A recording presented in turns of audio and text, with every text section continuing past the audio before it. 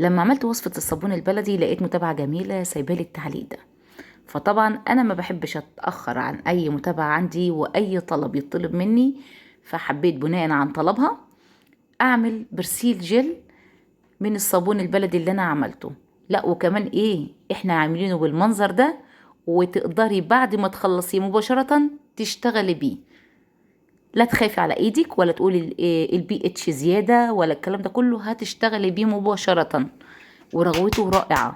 مبدئيا ده الصابون البلدي اللي انا عملته، تصلب تماما، عدى عليه اكتر من شهر، والصابونة زي ما انتم شايفين كده صلبة جدا وناعمة، رغم انها صلبة جدا ناعمة، بتتبشر معايا اكني ببشر قالب جبنة، ناعم جدا جدا ومفوش اي فراغات. وطبعا المنظر بيتكلم عن نفسه. اللي ما شافش الطريقة، الفيديو موجود عندكم على القناة، وممكن اسيب لكم الرابط في اول تعليق ان شاء الله، او اسيبه في صندوق الوصف. بشرناه بشر ناعم زي ما انتم شايفين كده، يعني المبشرة لو حابة تحطيه على الناعم على المتوسط براحتك. انا عملته اللي هي ايه، الناحية المتوسطة.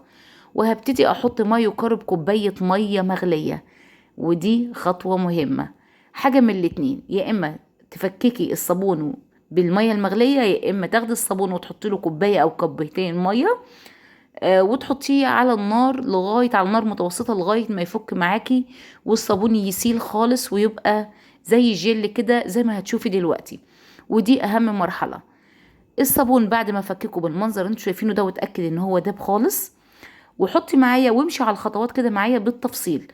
حطي كوباية مية وما تزوديش في البداية مية كتير. احنا عايزينه، هوريكي دلوقتي، انا مش عايزاه مجرد ايه سايل وخلاص، لا ده انا عايزة الصابون يطلع لي في الاخر شبه الجل كده، وهتشوفه بالتدريج. انا سبته لغايه ما برد، بعد ما فككته واتاكدت ان هو اتفكك تماما ومفيهوش اي كتل ولا اي اثر للصابون، ركنته. وده كان شكله بيبتدي لونه يفتح شويه بشويه. هسيبه كمان ساعه. يعني انا في وصفات اللي بعملها دي مش بهتم ان انا اخلص الوصفه بسرعه، لا، لان انا ايدي بصراحه بتوجعني، ما بقدرش اقلب فترات طويله. فبدي تقلبتين واسيبه، ولما ادخل المطبخ تاني اديله كمان تقليبه. ده بعد ما عدى عليه ساعه تقريبا، هبتدي بقى ماسك في بعضه كده زي ما انتم شايفين. هبتدي افككه بميه ساقعه. لما تزودي الميه الساقعه وتبتدي تفككيه، هتلاقي الخليط بدأ يزيد معاكي، وكل ما بتزوديه ما بيسلش ولا بيبقى ميه خالص، لا، بيبقى شبه الجل وفي نفس الوقت متماسك. وممكن تزودي براحتك في الميه، بس خليكي حريصه وانت بتزودي الميه ما تخليهاش تبهوأ منك بمعنى اصح، او تزيد معاك الميه، خليكي انت المتحكمه.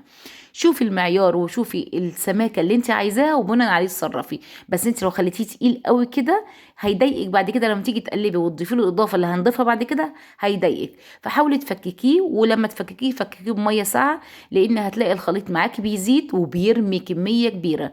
ودي بمعنى اصح اسمها عجينه الصابون الخام.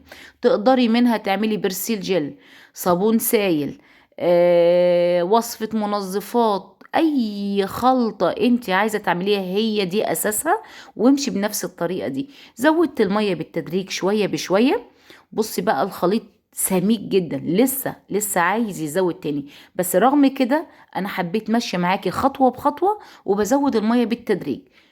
زودت كمان لتر مية، يعني هنا في الاخر كده عملي تقريبا ما يقارب 4 لتر، او 3 لتر ونص، يعني بنقول بالكتير عمل 3 4 لتر، بس انا ما وزنتش بصراحة.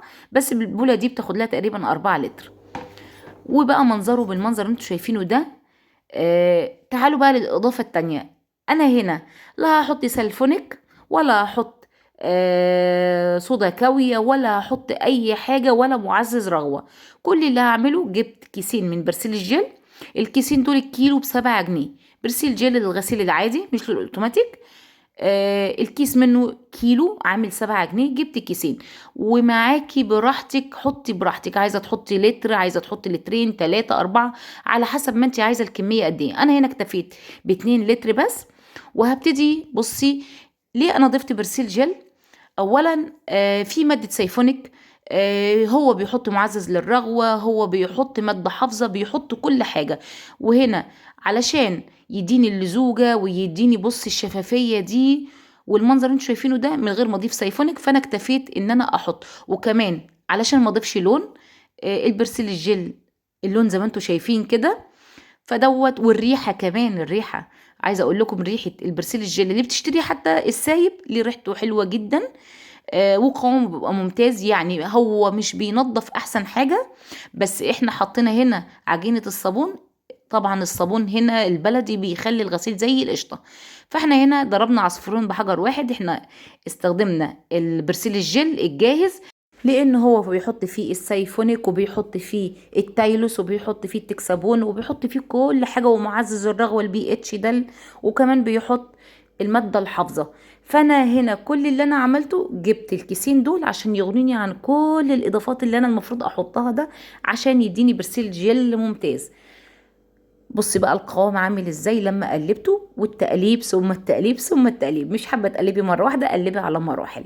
بصي القوام عامل ازاي. حابه تخففيه خففيه براحتك، بس انا اكتفيت بيه بالتقل ده واللزوجه دي. لو حابه تخففيه بعد كده براحتك، وما ضفتش اي اضافات تاني، لان اي اضافات تاني ممكن احتمال كبير جدا ووارد ان هو يخليه يفصل معايا.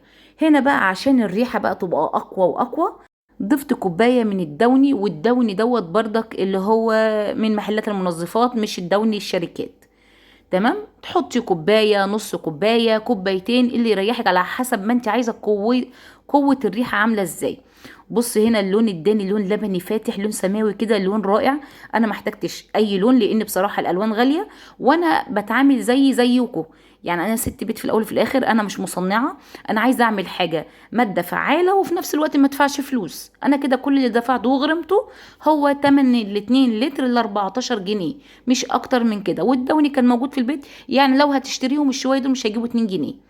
تمام. وكده عملنا وصفة برسيل جل فعالة قوية جدا ممتازة، ريحتها خطيرة، قوامها ممتاز، حلوة جدا. كمية تقضيكي شهر واتنين وتلاتة كمان، على حسب ما انت بتستخدميه.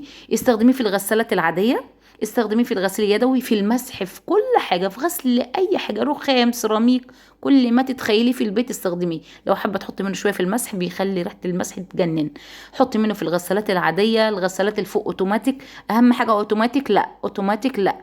احنا يعني احنا مش خبره ان احنا نعمل اوتوماتيك كامل. تمام.